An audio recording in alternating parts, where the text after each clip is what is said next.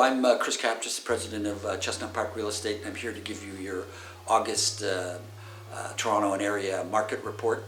I have nothing but good news to report. It's consistent with everything that's been happening since March. We've been seeing this progress of sales volumes increasing year over year by about 15 to 13 to 10% on each of the months, and in August it increased by slightly over 13%, still catching up from the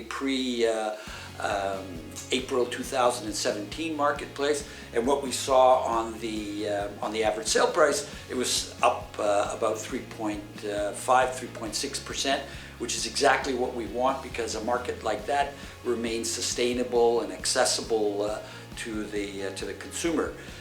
What really drove the market, and it's interesting to note, is the 905 region.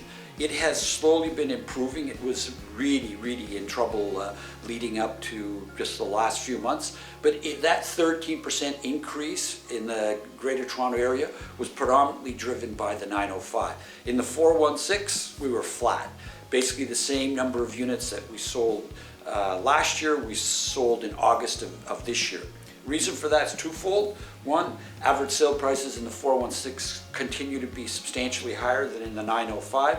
And two, lack of supply.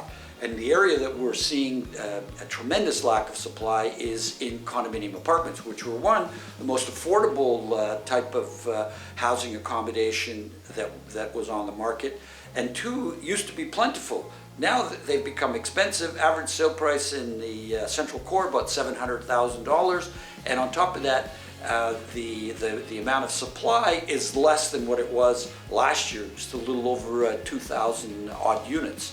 You combine that, makes it very difficult for that market to get traction.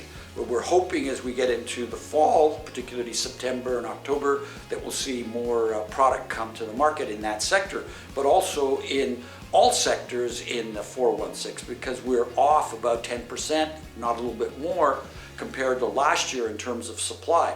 So that's the major problem in the 416 is supply. In the 905, they got lots of supply, but prices have come down, and I think that's why the 905 has picked up the way that it has. We had good economic news in August and into early September. Lots of job creation in August, 80-odd thousand plus jobs.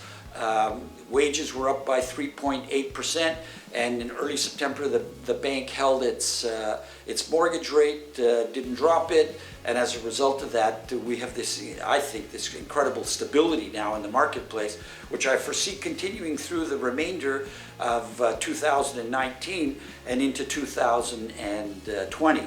So a great market, boring, which a term I've used before, but it's a good boring.